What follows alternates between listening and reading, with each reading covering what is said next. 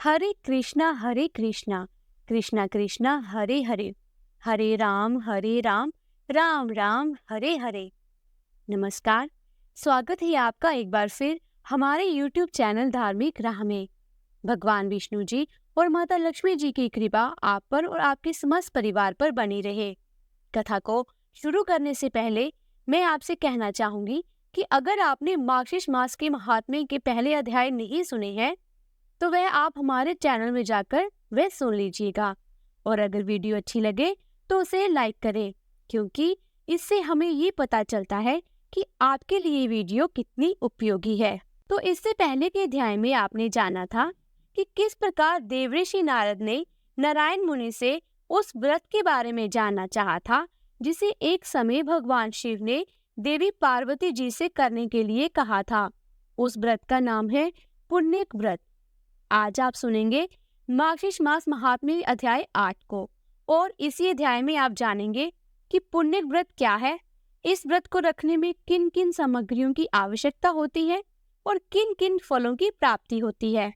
श्री नारायण मुनि कहते हैं कि हे नारद, पुण्यक व्रत का विधान सुनकर देवी पार्वती जी का मन प्रसन्न हो गया। फिर उन्होंने व्रत की संपूर्ण विधि के विषय में प्रश्न करना आरंभ कर दिया। देवी पार्वती जी बोली, हे नाथ, आप वेद वेताओं में श्रेष्ठ करुणा के सागर और प्रातपर हैं। कृपया इस व्रत का सारा विधान मुझे बताइए। प्रभु, कौन कौन से द्रव्य और फल इस व्रत में उपयोगी होते हैं, इसका समय क्या है, किस नियम का पालन करना होता है, इसमें आहार का अर्थात भोजन का क्या विधान है और इसमें क्या फल होता है, ये सब मुझे विनम्र सेविका से वर्णन कीजिए। साथ ही एक उत्तम पुरोहित पुष्प एकत्रित करने के लिए ब्राह्मण और सामग्री जुटाने के लिए भृत्यों को भी नियुक्त कर दीजिए। इनके अलावा और भी जो व्रत के लिए उपयोगी वस्तुएं हैं जिन्हें मैं नहीं जानती हूँ, वह सभी एकत्रित करवा दीजिए, क्योंकि स्त्रियों के लिए तो स्वामी ही सब कुछ प्रदान करने वाला होता है।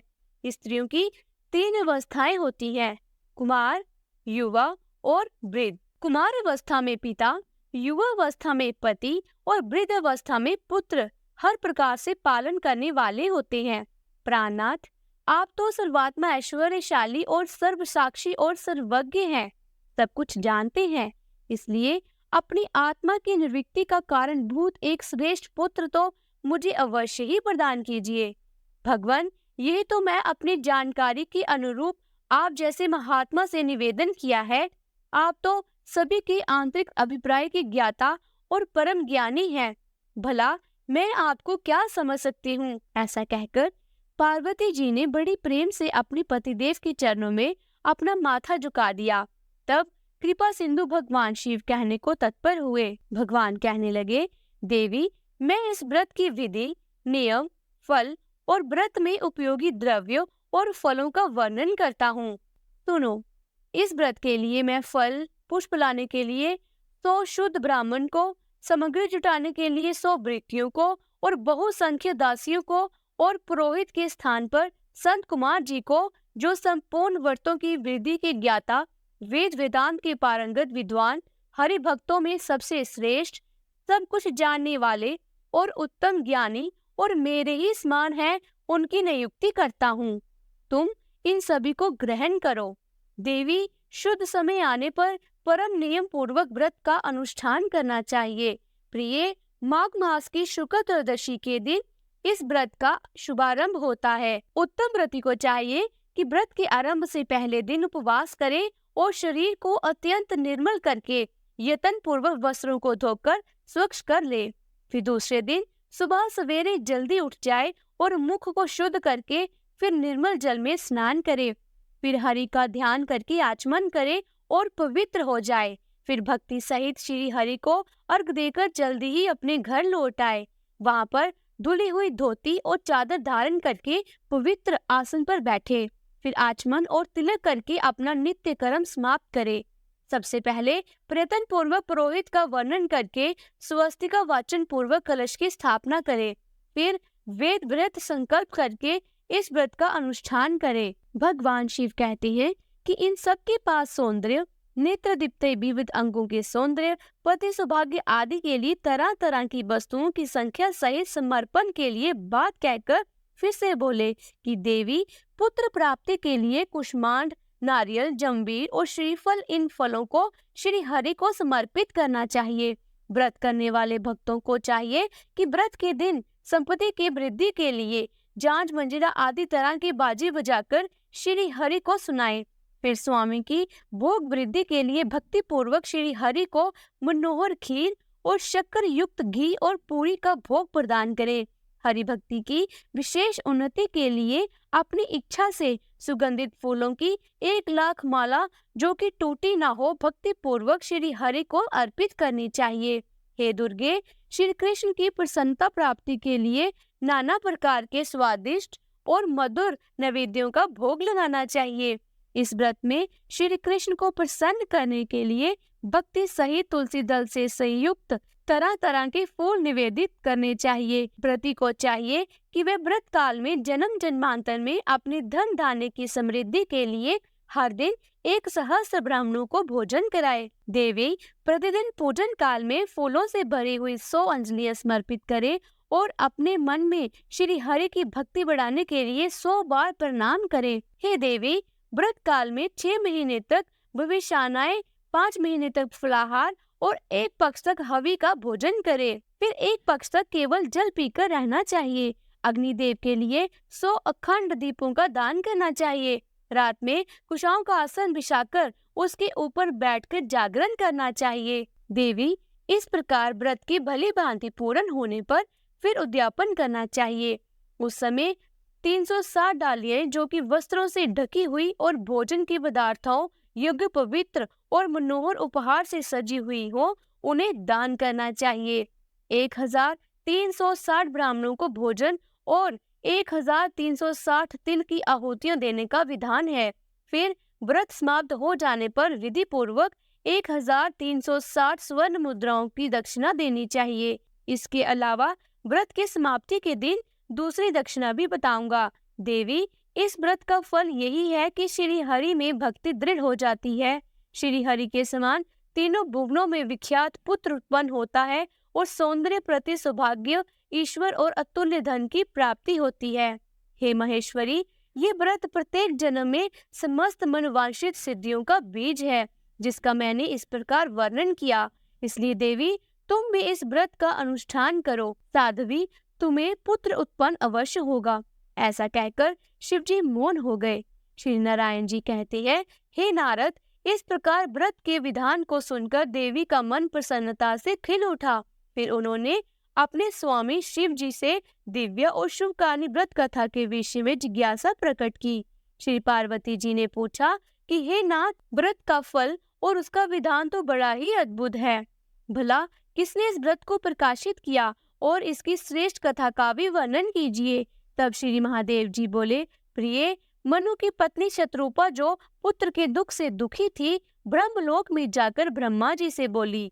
शत्रुपा ने कहा, हे ब्राह्मण, आप तो जगत का पालन पोषण करने वाले और सृष्टि के कर्म के भी कारण हैं। इसलिए आप मुझे ये बताने की कृपा करें कि किस उपाय से बांझन को पुत्र उत्पन्न हो सकता है, क्योंकि हे ब्राह्मण, उसका जन्म, ऐश्वर्य और धन सब निष्फल ही होता है। पुत्रवनों के घर में पुत्र के बिना अन्य किसी वस्तु की शोभा नहीं होती। तपस्या और दान से उत्पन्न हुआ पुण्य जन्मांतर में सुखदायक होता है, परंतु पुत्र पिता को अर्थात इसी जन्म में सुख, मोक्ष और हर्ष प्रदान करता है। निश्चय ही पुत्र नामक नरक से रक्षा करने का कारण भी होता है। हे ब्राह्मण, आप पुत्र ताप से संतप्त हुई मुझ अबला को पुत्र प्राप्ति का उपाय बतला दीजिए, तभी कल्याण है, अन्यथा मैं पति के साथ ही वन में चली जाऊंगी। आप प्रजा को धारण करने वाली पृथ्वी, धन, ऐश्वर्य और राज आदि ग्रहण कीजिए, क्योंकि हम दोनों पुत्रहीनों को पुत्र के बिना इन सब का कोई मतलब नहीं। साक्षात ब्रह्मा जी से ऐसा कहकर शत्रुपा फूट फूट कर रोने लगी। तब उसकी ओर देखकर कृपालु ब्रह्मा जी ने कहा, वत्से, जो समस्त ऐश्वर्य आदि का कारण रूप सभी मनोरथों को देने वाला और शुभ कारक है, उस सुखदायक पुत्र प्राप्ति के उपाय का वर्णन करता हूँ, सुनो। माघ मास के शुक्ल पक्ष की त्रयोदशी तिथि के दिन शुद्ध काल में सर्वस्व प्रदान करने वाले श्री कृष्ण की आराधना करके इस उत्तम पुण्य व्रत का अनुष्ठान करना चाहिए। इस व्रत को पूरे एक साथ करना चाहिए। ये सारी अभीष्ट सिद्धियां का प्रदाता और सभी विघ्नों का नाश करने वाला है। व्रतों के दिनों में वेदोक्त द्रव्यों का दान करना चाहिए। देवी, तुम भी इस व्रत का अनुष्ठान करके विष्णु जी के समान पराक्रमी पुत्र प्राप्त करो। ब्रह्मा जी का कथन सुनकर शत्रुपा ने इस उत्तम व्रत का अनुष्ठान किया, जिससे उन्हें प्रेव्रत और उतानपाद नामक 2 मनोहर पुत्र प्राप्त हुए। देवहूति ने इस पुण्य व्रत और शुभ पुण्य व्रत को करके कपिल नामक पुत्र प्राप्त किया, जो सब में श्रेष्ठ, सिद्ध और नारायण के अंश से प्रकट हुए थे। शुभ लक्षणा अरुंधति ने इस व्रत को करके शक्ति को पुत्र रूप में प्राप्त किया। शक्ति पत्नी को इस व्रत के पालन से पराशर नामक पुत्र की प्राप्ति हुई थी। अदिति ने इस व्रत का अनुष्ठान करके वामन नामक पुत्र प्राप्त किया। ऐश्वर्यशाली सची ने इस व्रत को करके जयत नामक पुत्र को जन्म दिया। इस व्रत को करने से उतानपाद की पत्नी ने ध्रुव को और कुबेर की पत्नी ने नल कुंवर को पुत्र रूप में प्राप्त किया। इस उत्तम व्रत के पालन से सूर्य पत्नी को मनु और अत्रि पत्नी को चंद्रमा पुत्र रूप में मिले। अंगिरा की पत्नी ने भी इस उत्तम व्रत का अनुष्ठान किया था, जिसके प्रभाव से उनके पुत्र बृहस्पति हुए, जो देवताओं के आचार्य कहलाते हैं। भृगु पत्नी ने इस व्रत का पालन करके शुक्र को पुत्र रूप में प्राप्त किया था, जो नारायण के अंश और समस्त तेजस्वियों में प्रमोदकृष्ट है और यही दैत्यों के गुरु हुए हैं। हे देवी, इस प्रकार मैंने तुमसे व्रतों में उत्तम पुण्य व्रत का वर्णन कर दिया। हे गिरिराज नंदिनी, तुम भी इस व्रत को अब अवश्य करो। ये व्रत राजेंद्र पत्नियों के लिए सुख साधने वाला, देवियों के लिए सुखप्रद है और साध्वी नारियों के लिए तो ये प्राणों से बढ़कर भी प्रिय है। महासाध्वी, इस व्रत के पुण्य प्रभाव से संपूर्ण देवताओं के ईश्वर और स्वयं श्री कृष्ण तुम्हारे पुत्र होंगे। नारद ऐसा कहकर शंकर जी मौन हो गए।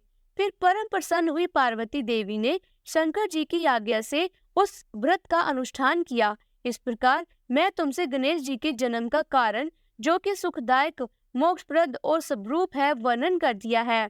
देवऋषि, और क्या सुनना चाहते हो? तब देवऋषि नारद ने मुनि नारायण जी से जो भी प्रश्न किया, उसका वर्णन आप अगले अध्याय में सुनेंगे। अगर आपको आज की वीडियो अच्छी लगी हो तो वीडियो को लाइक करें, और अगर आप चैनल पर पहली बार आए हैं तो चैनल को सब्सक्राइब करें और बेल आइकन के बटन को प्रेस कीजिए। इससे ये होगा कि जो भी नई वीडियो मैं अपलोड करूंगी उसकी नोटिफिकेशन आपको मिल जाएगी। जल्द ही मिलती हूँ अगले अध्याय के साथ। तब तक के लिए राधे राधे।